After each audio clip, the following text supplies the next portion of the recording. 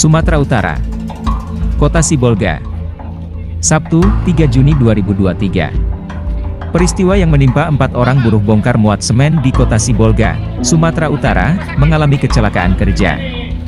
Lantaran tumpukan semen yang terlalu tinggi dan tak teratur mengalami ambruk kemudian menimpa buruh. Laporan yang diterima, salah satu buruh yang tertimbun itu meninggal dunia saat di perjalanan ke rumah sakit. Sedangkan 3 buruh lainnya dirawat di rumah sakit, RS, Metamedika, Bulolo. Rekan korban mengungkapkan, sebelum kejadian para korban masih terlihat bekerja menyusun semen yang mereka angkut dari truk untuk kemudian ditumpuk di dalam gudang. Tiba-tiba, kata dia, tumpukan sak semen setinggi 4 meter yang berada tepat di sisi para korban bekerja ambruk menimpa keempat buruh tersebut. Bahkan, lanjut dia, mereka nyaris tertimbun puluhan sak semen dengan berat masing-masing 50 kg, tumpukan semen itu ambruk dan langsung menimpa mereka, ujar Bulolo di lokasi, Rabu, 31 Mei 2023. Dalam peristiwa itu, para korban diberikan penanganan khusus dan mendapatkan perhatian pemerintah Sibolga. Hingga apresiasi tinggi dari Ketum DPP SBSI 1992 kepada wakil rakyat yang peduli nasib buruh. Untuk itu diperintahkan kepada seluruh buruh dan pekerja untuk menjaga Bung Jamil Zeptumori. Untuk mengawal dan menjaga nasib buruh yang mana sudah terdata dan ditampung di program perlindungan tenaga kerja sebanyak 5.000 pekerja rentan, 2.000 nelayan kecil dan 2.000 tenaga harian lepas. Terima kasih. Terkait dengan kecelakaan kerja yang terjadi di gudang semen di Kota Sibolga, dapat saya sampaikan bahwa kejadian ini murni kesalahan dari pihak perusahaan. Perusahaan tidak menyediakan K3, jadi itu sangat naas sekali. Sebenarnya pemerintah harus tanggap dalam hal ini. Pihak kepolisian apabila ada korban yang tewas itu harus segera menangkap pengusahanya, karena itu kesalahan dari pengusaha itu sendiri.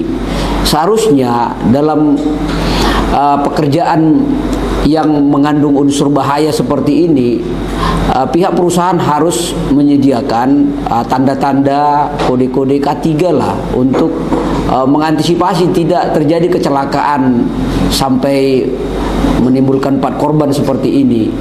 Itu yang pertama. Yang kedua, saya dengar juga bahwa pihak perusahaan tidak memasukkan mereka ke dalam program BPJS. Itu juga menjadi kesalahan berat. Kita mencermati dinamika ketenagakerjaan di Kota Sibolga.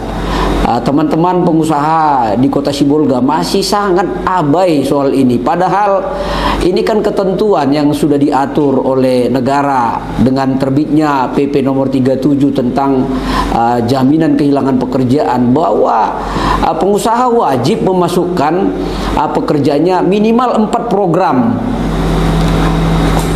BPJS, minimal 4 program, supaya nanti jikalau mereka tidak bekerja lagi atau diberhentikan, mereka akan mendapatkan jaminan kehilangan pekerjaan. Tapi ini pun selalu abai, tidak pernah dipikirkan. Ya, risikonya seperti ini, jikalau buruh yang bekerja yang mengalami kecelakaan di Sibolga ini tidak dimasukkan ke BPJS, maka pengusaha wajib mengganti segala biaya.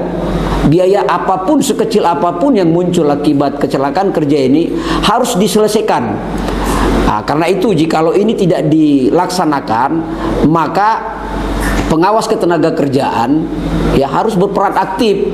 Kami selama ini menyoroti peran pengawas ketenagakerjaan. Ini di seluruh Indonesia rata-rata jikalau pengawas ketenagakerjaannya sebenarnya aktif, benar-benar menjalankan pekerjaannya, tugasnya, maka hal-hal seperti ini tidak akan terjadi. Tetapi karena pengawas ketenagakerjaan kita duga tidak bekerja secara profesional, maka dinamika ketenagakerjaan, kondisi ketenagakerjaan di daerah banyak mengecewakan. Oleh karena itu kami juga meminta kepada bapak-bapak anggota dewan yang terhormat di Kota Sibolga, marilah tolonglah perhatikan rakyat Bapak supaya pihak-pihak terkait dapat segera menyelesaikan persoalan kecelakaan kerja seperti yang terjadi di Kota Sibolga ini. Baik, terima.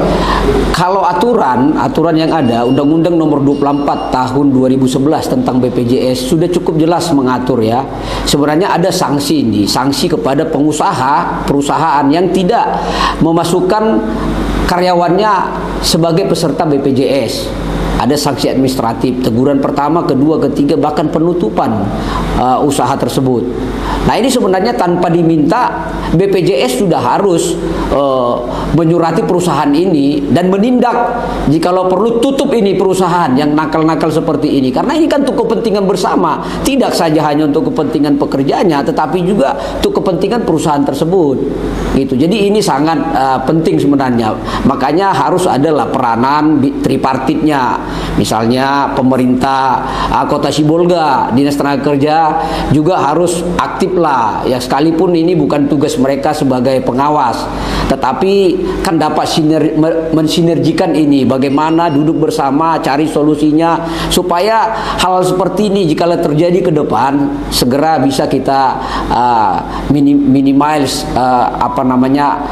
sanksi efek-efek yang timbul akibat situasi seperti ini. Dan itu memang seminggu lalu kalau nggak salahku.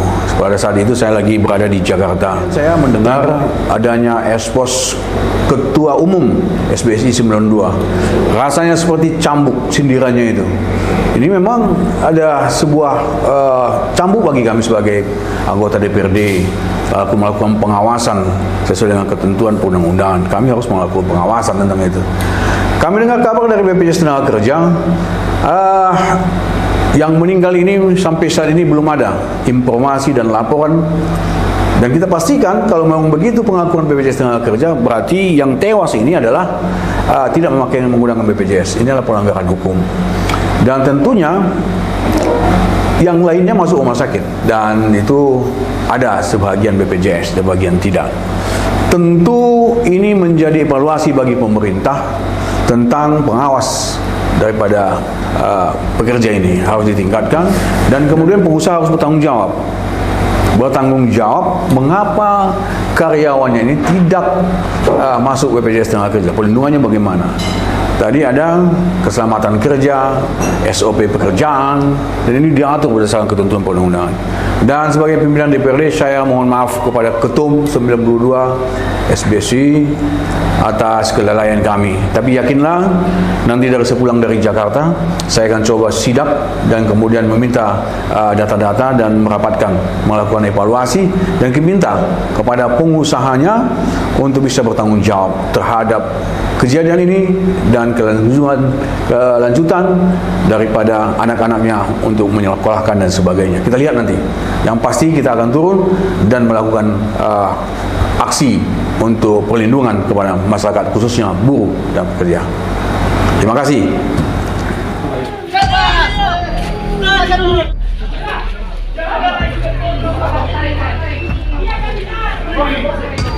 Mana kuncinya? Kunci balik, syukur. Pak.